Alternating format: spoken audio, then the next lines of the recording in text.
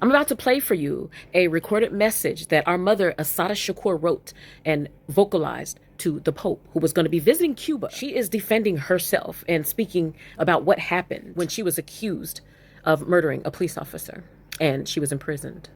But first, I want to speak about this and how Kash Patel is slamming those who are mourning Assata Shakur's death. He has even gone as far as to say, do not mourn Tupac Shakur's godmother, Assata Shakur. And he speaks about how she's guilty. But this video, without a shadow of a doubt, will prove to you that she's innocent, because these are the things that she's talking about in the video that they do to us every day in America. We know all too well when we are innocent how these people say that we are guilty. The prisons are full of people who look like us that are innocent, who have been falsely accused by these folks like Patel, who says, don't mourn for Assata Shakur. Our brother Marcellus Williams, he had lawyers who even proved that his innocence, and they still executed him in Missouri.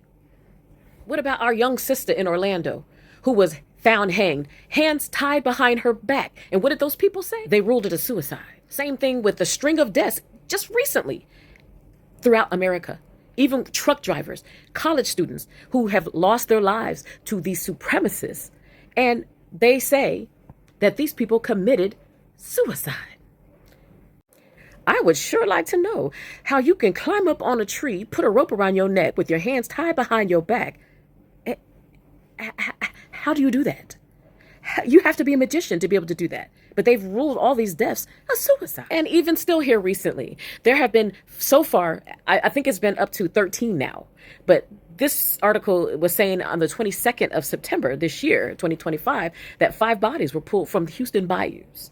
And they say no foul play. Sandra Bland pulled over for a taillight. And next thing you know, she's found hanging in a jail cell. And they said it was suicide. Yeah, okay. My people are even their favorite meal. They love to eat us. And I'm not talking about in a sexual way.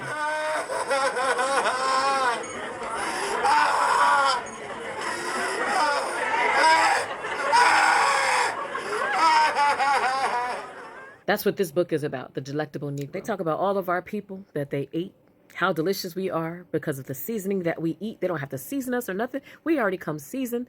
They show you how to cook us. They have made shoes from our skin, made purses from our skin, horse saddles from our skin, jackets, belts, all sorts of clothing articles from our skin. They have pulled our teeth, made dentures out of them, and put them in their own mouths. They have even made chairs and stuffed them with our hair.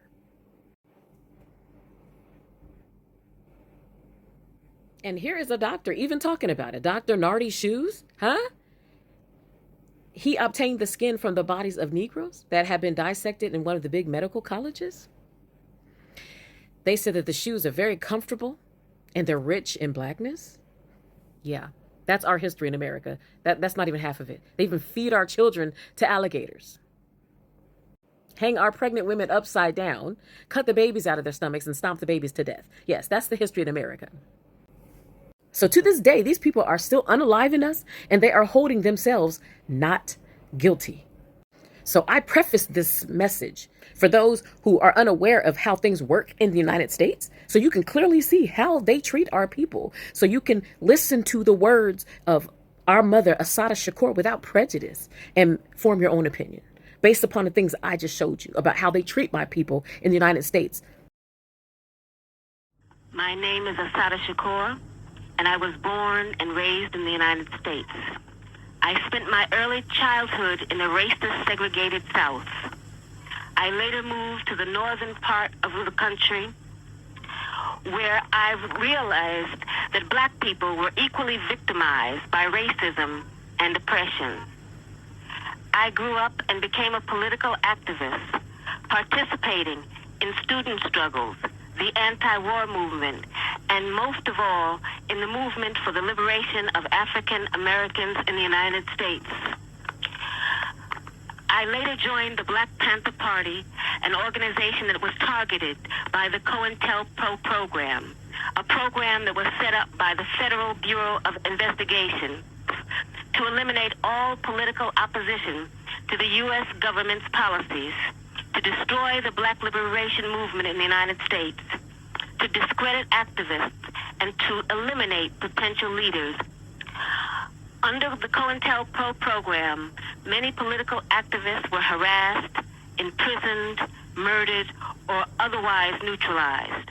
The FBI, with the help of local police agencies, systematically fed false accusations and fake news articles to the press, accusing me and other activists of crimes we did not commit. Although in my case the charges were eventually dropped or I was eventually acquitted, the national and local police agencies created a situation where, based on their false accusations against me, any police officer could shoot me on sight. It was not until the Freedom of Information Act was passed in the mid-70s that we began to see the scope of the United States government's persecution of political activists. At this point, I think that it is important to make one thing very clear. I have advocated, and I still advocate, revolutionary changes in the structure and in the principles that govern the United States. I advocate self-determination for my people and for all oppressed people inside the United States. I advocate an end to capitalist exploitation, the abolition of racist policies, the eradication of sexism, and the elimination of political repression. If that is a crime, then I am totally guilty. To make a long story short, I was captured in New Jersey in 1973 after being shot with both arms held in the air and then shot again from the back. I was left on the ground to die, and when I did not, I was taken to a local hospital where I was threatened, beaten, and tortured. In 1977, I was convicted in a trial that can only be described as a legal lynching. In 1979, I was able to escape with the aid of some of my fellow comrades. I saw this as a necessary step, not only because I was innocent of the charges against me, but because I knew that the racist legal system in the United States, I would receive no justice. I was also afraid that I would be murdered in prison. I later arrived in Cuba, where I am currently living in exile as a political refugee. The New Jersey State Police and other law enforcement officials say they want to see me brought to justice. But I would like to know what they mean by justice. Is torture justice? I was kept in solitary confinement for more than 2 years, mostly in men's prisons. Is that justice?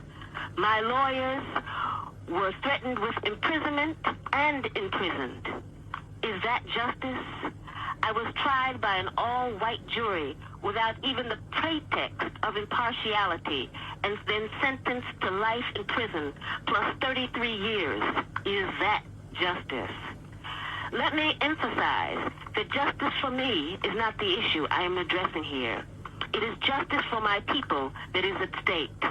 When my people receive justice, I am sure that I will receive it too. I ask nothing for myself. I only ask you to examine the social reality of the United States and to speak out against the human rights violations that are taking place. On this day, the birthday of Martin Luther King, I am reminded of all those who gave their lives for freedom. Most of the people who live on this planet are still not free.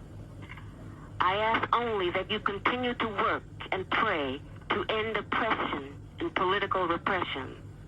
It is my heartfelt belief that all the people on this earth deserve justice. Social justice, political justice, and economic justice. I believe it is the only way we will ever achieve peace and prosperity on this earth. I hope that you enjoy your visit to Cuba. This is not a country that is rich in material wealth, but it is a country that is rich in human wealth, spiritual wealth, and moral wealth. Respectfully yours, Assata Shakur, Havana, Cuba.